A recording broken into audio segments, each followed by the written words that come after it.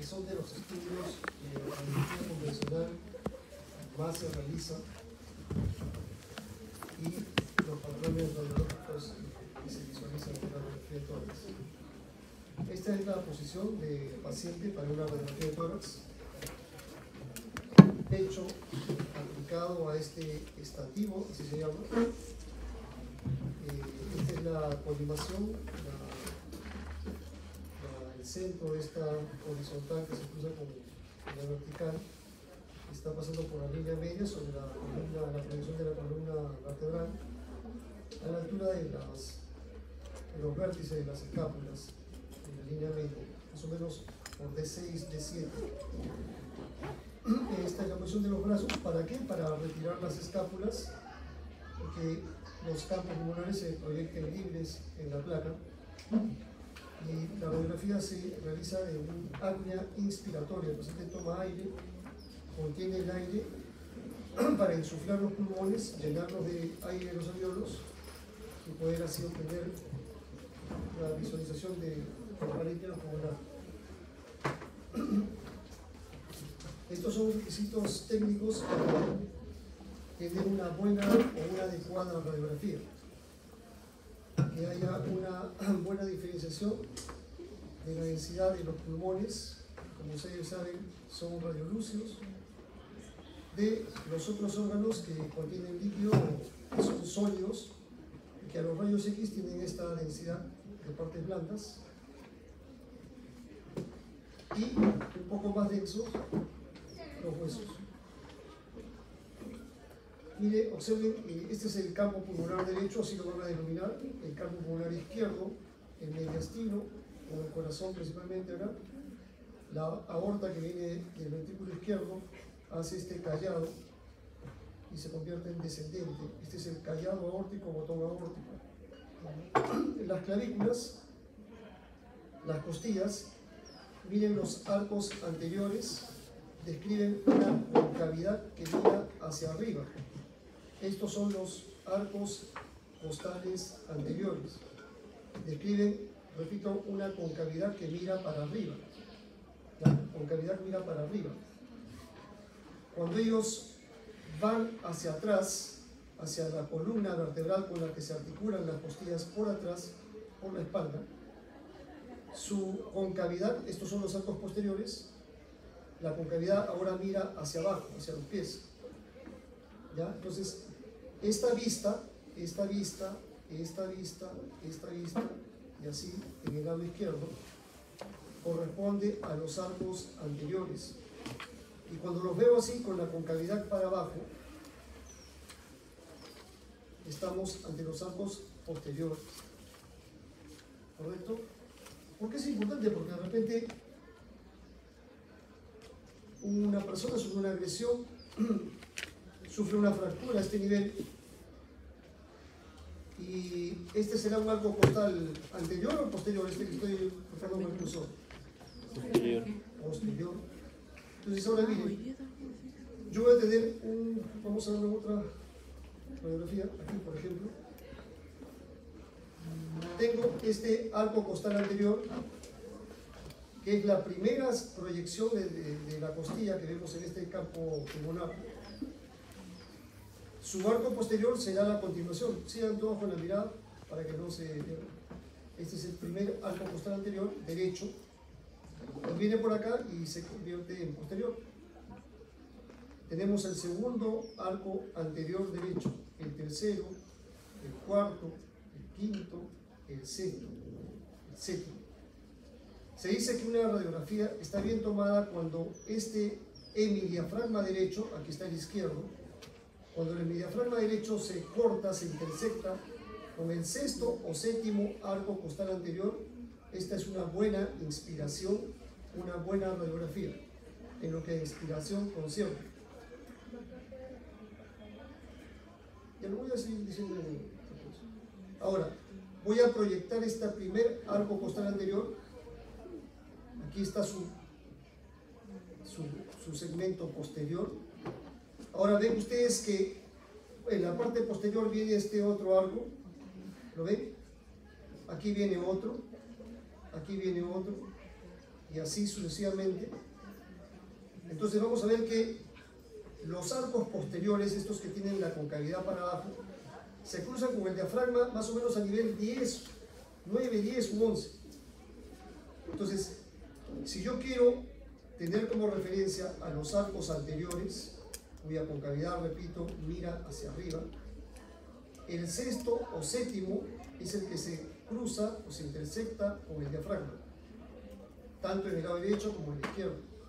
Si yo quiero tener como referencia para eso a los arcos posteriores, el décimo, noveno, décimo es el que se corta con el diafragma. Entonces, si tuviera, por ejemplo, aquí hubiera una fractura, vamos a contarlo, ¿verdad? Aquí tengo el primer arco costal anterior izquierdo, este sería su segmento posterior. Aquí vendría el segundo, el tercero, el cuarto, el quinto, el sexto, el séptimo, el octavo. Y ustedes tendrán que decir, la fractura ha sido en el octavo arco costal posterior izquierdo. ¿Ya? Ese detalle es importante porque de aquí a unos años ustedes van a estar haciendo su servicio rural, urbano, marginal. Van a ser no solamente médicos, van a ser policía, fiscal, pues todo. Van a hacer su reporte de todos estos accidentes que puedan ocurrir, de carreteras, lesiones, etcétera, etcétera. Y van a tener que describir las lesiones con las que podrían encontrarse. Entonces no se olviden, los arcos costales anteriores miran, su concavidad mira para arriba, los posteriores para abajo. Los hemidiafragmas se cortan con el sexto o séptimo arco costal anterior y eso es una buena radiografía, bien inspirada. Con el noveno o décimo arco costal posterior. Aquí está el mediastino, el corazón básicamente, aquí el callado de la aorta que se hace ese. Cuando está también bien tomada una radiografía, estas son las clavículas y este es el extremo proximal o external, porque aquí por delante tenemos el esternón. Este es el extremo external o proximal porque se acerca a la línea media de la clavícula. Este será su extremo distal. Entonces, yo trazo una línea sobre la línea media y la distancia que hay de la línea media al extremo de esta extremidad proximal de la clavícula derecha tiene que ser la misma que la distancia que hay de la línea media al extremo proximal de la clavícula izquierda, entonces son equidistantes. Eso me dice que el paciente no está rotado, no está de un lado y ha sido posicionado correctamente para la radiografía de su tórax. Igualmente, las escápulas, cuando se hizo esta maniobra de poner los brazos así, se separó las escápulas de los campos pulmonares y de esa manera los campos pulmonares debemos verlos libres y no debe estar la proyección del hueso escapular acá ni acá. Acá está parcialmente ocupada por la escápula, no ha hecho una buena separación del brazo, del miembro superior izquierdo. En el derecho sí. Luego esto corresponde a los ilios pulmonares. Si ven aquí hay una zona media transparente, media radiolúcida, media radiotransparente. Es la sombra de la tráquea que viene y se divide en la carina, en esta radiolucidez que estoy delimitando con el cursor, que viene a ser el bronquio derecho. Aquí está la carina, la tráquea, y aquí está el bronquio izquierdo. Adyacente a esto que serían sus bordes, el bronquio derecho, adyacente está la arteria pulmonar derecha. Todo esto es la arteria pulmonar derecha, todo esto. Y esta es la arteria pulmonar izquierda. Desde aquí, todo eso es la arteria pulmonar izquierda. Todas las líneas blancas que ustedes ven son, tanto en el lado izquierdo como en el derecho, son vasos sanguíneos, son ramas de esta pulmonar derecha, y en este lado, ramas de la pulmonar izquierda. Entonces aquí está el hilo pulmonar. Aquí tenemos el diafragma. Estos ángulos deben estar libres, el que forma el corazón con el diafragma, tanto en el lado derecho como en el lado izquierdo, son los ángulos o senos cardiofrénicos. Y acá también estos ángulos o senos deben estar libres, son los senos o ángulos costofrénicos. Derecho, costofrénico izquierdo, cardiofrénico derecho, cardiofrénico izquierdo. Normalmente el hemidiafragma derecho está más alto que el izquierdo, hasta 2 centímetros, porque aquí debajo del diafragma está ¿qué órgano? El hígado. El hígado, que es más grande que el vaso, que está por acá, levanta un poco el hemidiafragma derecho. A veces van a ver hemidiafragmas que están por aquí. Esto podría ser resultado de un padecimiento en el que hay una parálisis del nervio vago, el 10º par, se llama parálisis frénica, ¿ya? Y el diafragma no se contrae, no ayuda con los movimientos respiratorios a descender y se queda paralizado acá, bien alto con respecto al izquierdo. Podría ser también al revés, ¿no? El izquierdo esté más alto que el derecho. Bien, estos son los espacios intercostales. En el paciente que tiene atrapamiento aéreo, pacientes con enfisema pulmonar, pacientes con asma de larga data, hay atrapamiento de aire para el patrón obstructivo, el aire no sale, queda atrapado en los alvéolos pulmonares, y estos espacios se horizontalizan, las costillas, los arcos posteriores ya no son tan cóncavos para abajo, se vuelven horizontales, y se corta con el hemidiafragma, ya no el sexto ni séptimo, sino el octavo, el noveno, el 10º arco costal. Son pulmones en tonel, pulmones bien grandes. El paciente que tiene enfermedad pulmonar obstructiva crónica. Bien. Lo otro que debe verse es que cuando tiene una radiografía de tórax no debe verse tanta columna dorsal. ¿Ya?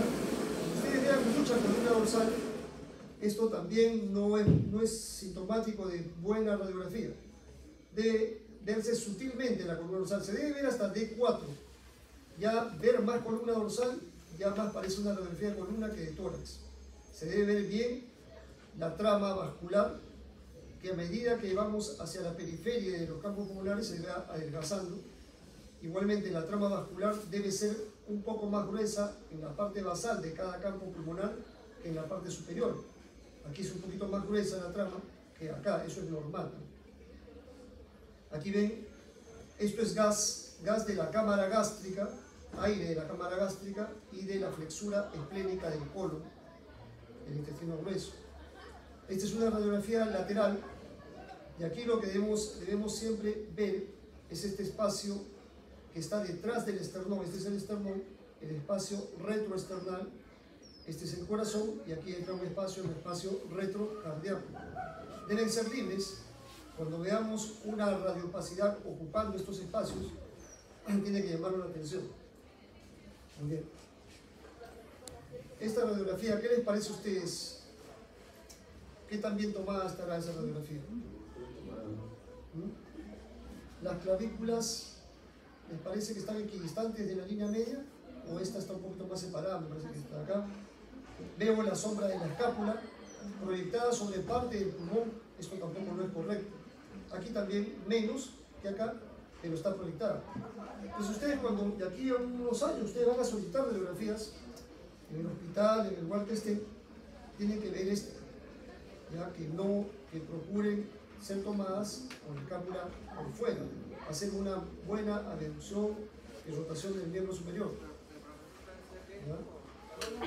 Miren, 1, 2, 3, 4, 5, 6, 7, 8, 9, se intercede con el diafragma y se ve más radiotransparente las bases.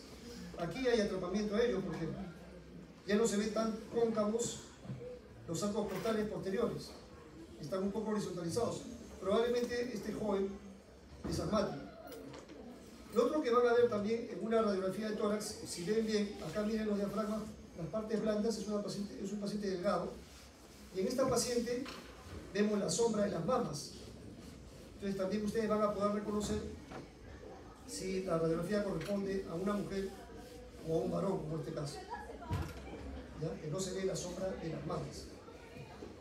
Bien, esta es una radiografía, miren, muy transparente, muy negra ya. Se ve casi toda la columna dorsal y a esto le llamamos sobreexpuesta, o en el lenguaje cotidiano de radiología, penetrada o muy penetrada. ¿Ya? Muy negra, muy negra. No se ve ya el dibujo pulmonar, o sea, la trama de vasos rama de los pulmonares ya no se ve. Todo se ve negro, se ve columna. Esto no sirve para evaluar pulmones. Lo contrario es esto. Mucha densidad de partes blandas. Esta es una radiografía subexpuesta o blanda, también llamada.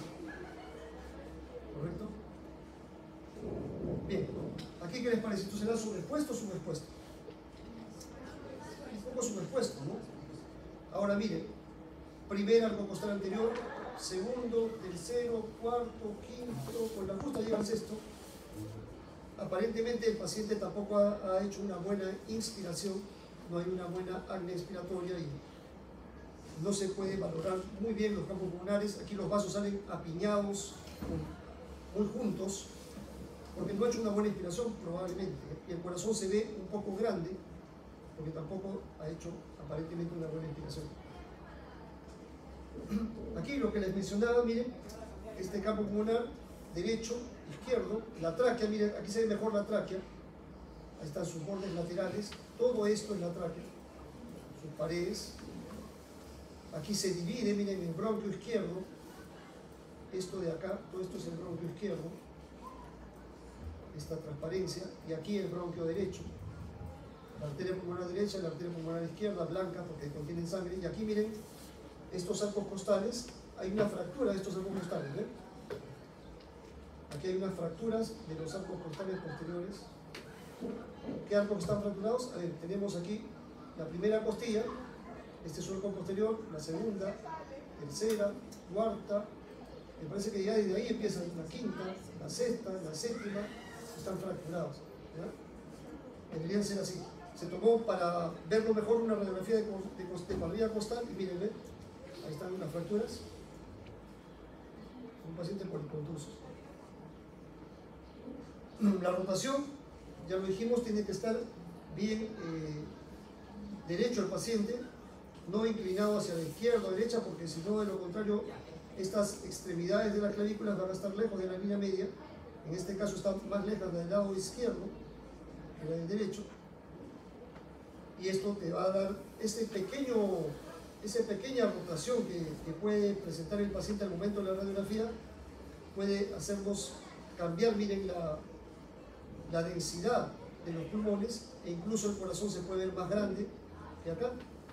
Es el mismo paciente, pero aquí tomado en una posición idónea, adecuada, y aquí rotado, miren de la línea media cuánto se aleja esta clavícula.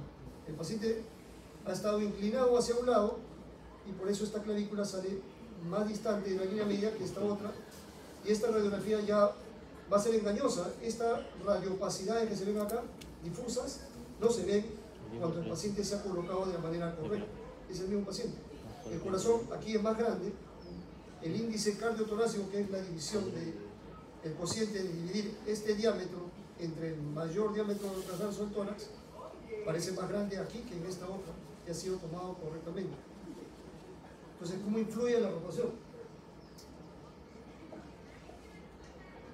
Igualmente acá, el paciente cuando se tomó la radiografía tiene que estar pegado al estativo, como lo vimos acá, con el mentón levantado, apoyado sobre la superficie superior de este estativo. Este paciente de acá tuvo el mentón descendido y se proyecta una radiopacidad sobre la parte superior de la tráquea. Podría hacerlo sobre las lápices pulmonares también. Esta es la manera correcta. Cuando tomamos las radiografías, hemos visto que las radiografías se toman, lo ideal es tomarlas en esta posición. El rayo central entra por la espalda del paciente, el rayo X. Cuando el paciente no puede ponerse de pie, el paciente está en una silla de ruedas, está en una cama, es difícil que dé la espalda al tubo de rayos X, el paciente va a estar mirando al tubo de rayos X, va a estar enfrente al tubo de rayos X. Y hay un inconveniente, que las radiografías van a salir con el corazón elongado. Entonces el mediastino sale más ancho de lo normal. Entonces cuando ustedes vean una radiografía de tórax con el corazón muy ancho, hay que preguntar bien cómo fue tomada esa radiografía, ese examen, porque de repente se tomó con el paciente mirando al tubo de rayos X y no dándole la espalda al mismo. Cuando se toma esta radiografía dando la espalda al tubo de rayos X, esta proyección se llama póstero-anterior, porque el rayos X entra de la parte posterior a la parte anterior. Cuando el paciente, si imaginemos que damos la vuelta al paciente y él va a estar mirando el tubo de rayos X, esa proyección se llama antero-posterior, porque va de delante del pecho hacia atrás, los rayos X. Esto es póstero-anterior, lo inverso sería antero-posterior. La manera correcta de tomar una radiografía de tórax es el póstero-anterior. Pero hay pacientes como yo que están en silla de ruedas, que están postrados, en los que no van a poderse tomar póstero-anterior, sino antero-posterior. Y el corazón va a salir un poco elongado, así que hay que tener eso en cuenta cuando evaluemos una radiografía tomada probablemente así. Cuanto más cerca esté del chasis o portapelículas, que es este estativo, podría ser en la mesa de rayos X, si esto lo horizontalizamos, cuanto más cerca esté del chasis de esta mesa, la parte del cuerpo que vamos a radiografiar, más nítida y mejor radiografiada va a ser. Eso es lo que quiere decir esto.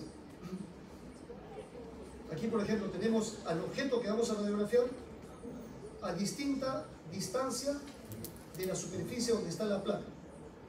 Aquí bien cerca, casi contactando con la superficie donde está la placa, aquí medianamente cerca y aquí lejos. Entonces los rayos X, como ustedes saben, igual que el ultrasonido, sale de forma divergente, como un abanico. Y si sale de esta distancia, miren la proyección cómo llega y va a ser proyectada esta imagen acá, con todo este perímetro, este ancho, este diámetro. Si nos acercamos a la placa, la proyección es menor y el tamaño de lo que vamos a ver se va a parecer a lo que estamos estudiando.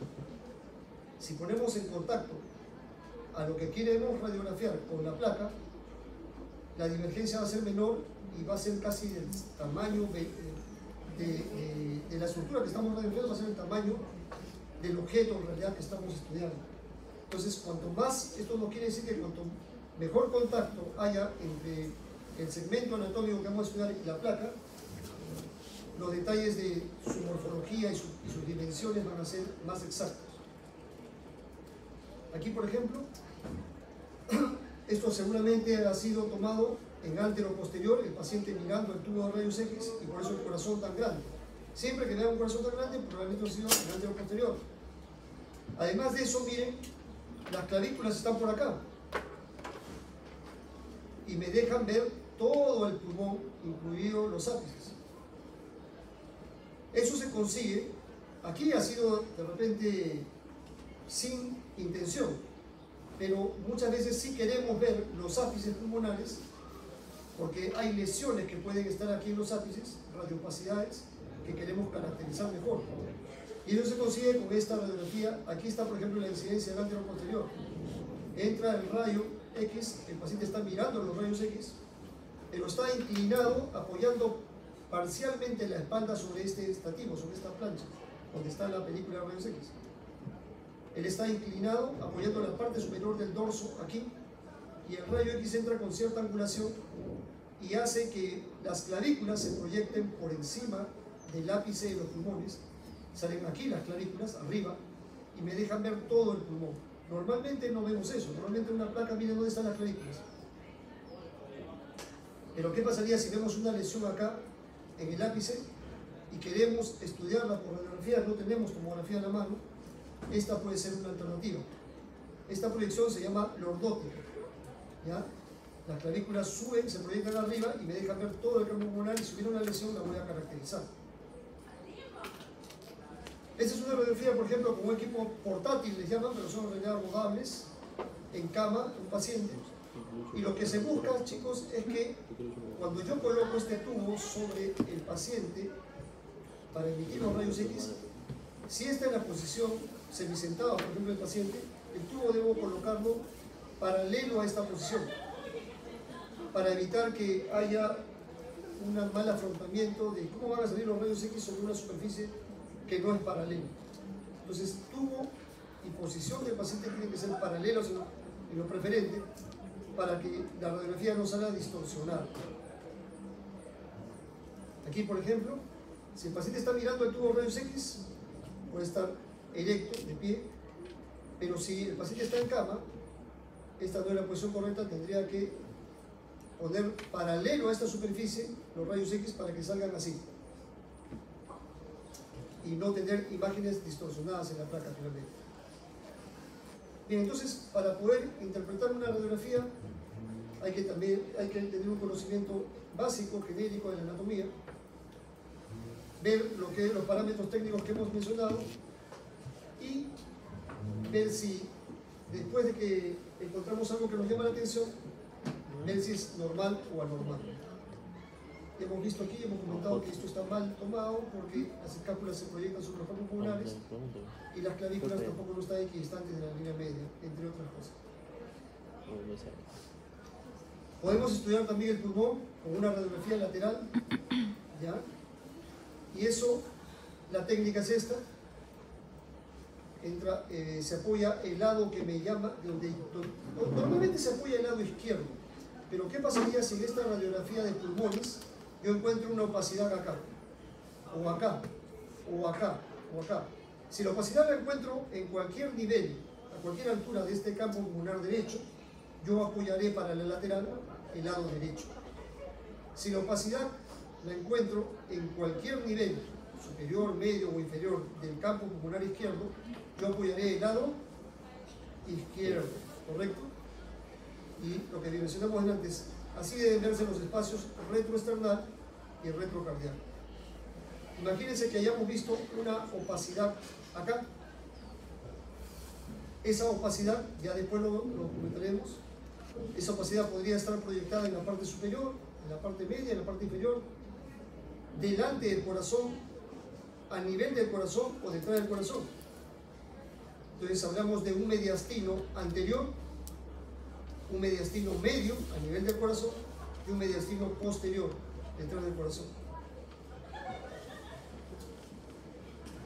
Aquí, por ejemplo, se tomó esta radiografía de tórax y a nivel de los ilios pulmonares, donde están las arterias pulmonares, se encontró esta imagen, esta radiopacidad redondeada a este nivel donde está el bronquio derecho, donde está la arteria pulmonar derecha, siempre hay ganglios. Esto fue un linfoma, probablemente una masa de ganglios, y se tomó la radiografía lateral y está proyectado acá. Si esto es el mediastino anterior, esto es el mediastino medio, esto es el mediastino posterior, esa masa o linfoma estaría en el mediastino medio. O sea, la radiografía lateral o de perfil me confirmó eso. Hemos hablado de los diafragmas, de los senos. Miren, por ejemplo, aquí un espacio retroesternal detrás del corazón, detrás del esternón y delante del corazón. Así debe ser libre y aquí está ocupado. Ocupado por una radiopacidad difusa que podría ser un derrame pleural o podría ser una masa.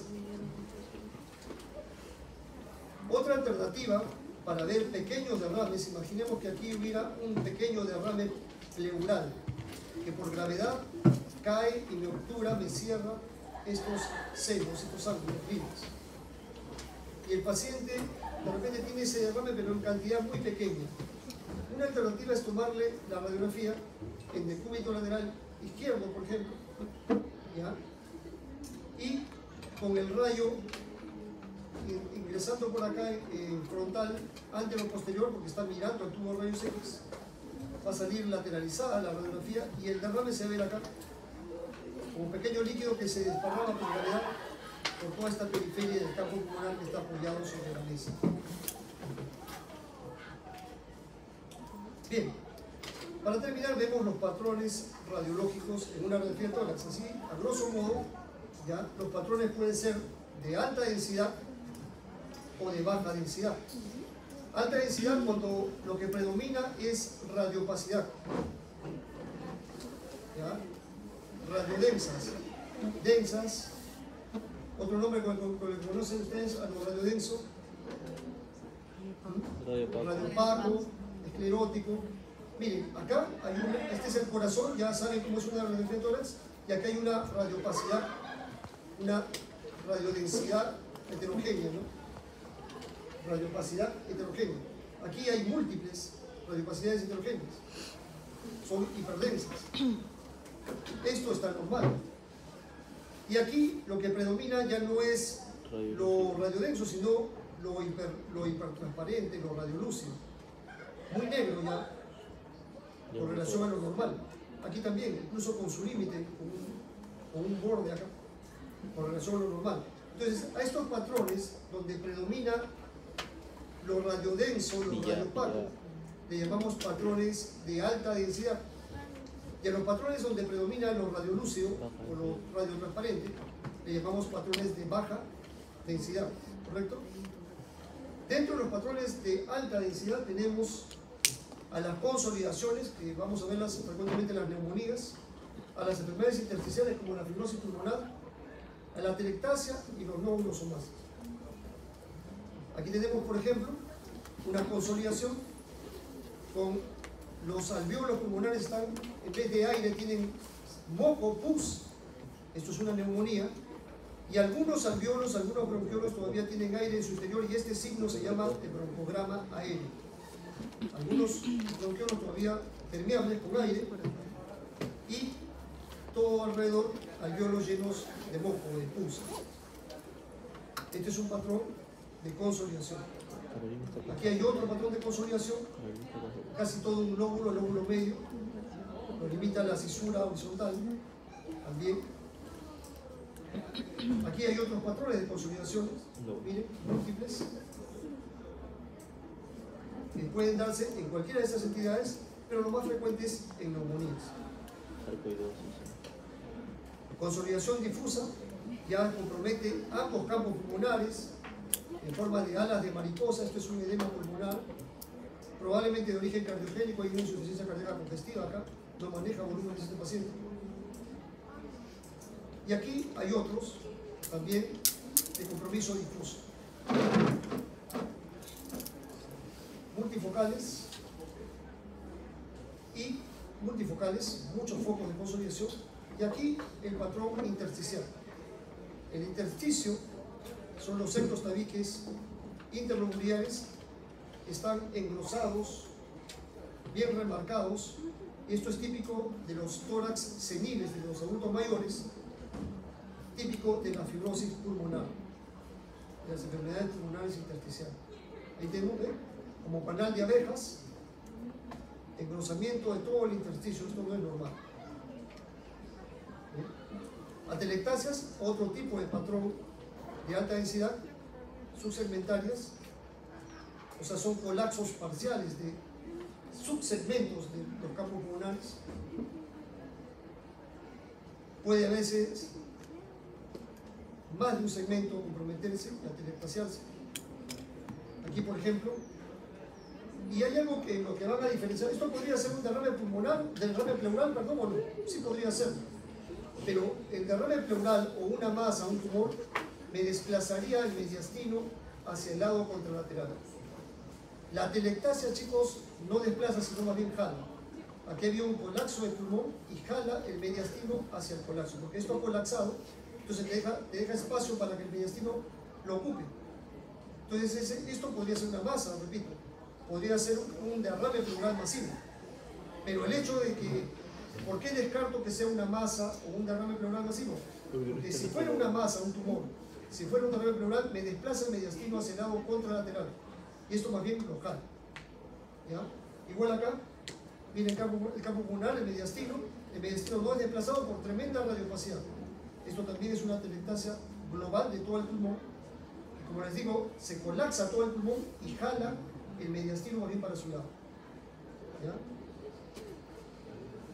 Finalmente, los patrones radiolúcidos o de baja densidad, dentro de estos tenemos a los que tienen pared y a los que no tienen pared.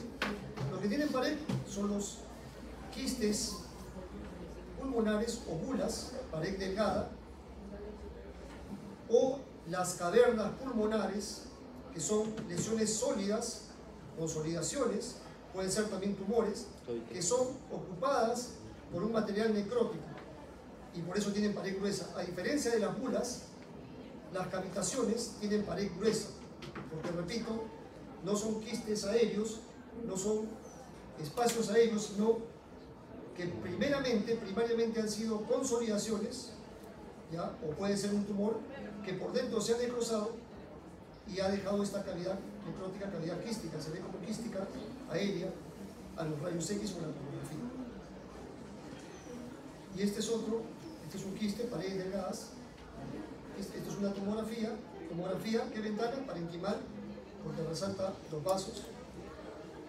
Y aquí, múltiples cavitaciones, múltiples cavidades, una fibrosis pulmonar, patrón de panalización, como panal de abejas, típico de la fibrosis pulmonar, la fibrosis en Gibson. ¿Correcto? Más fibrosis. Y aquí, y esto será ya motivo de la próxima clase, otro patrón de radiopacidad de alta densidad, el patrón nodular o de masa. El nódulo tiene menos de 3 centímetros. Cuando la lesión, la radiopacidad tiene más de 3 centímetros, ya lo llamamos masa. ¿Correcto? Bien, chicos. Eso es todo por hoy.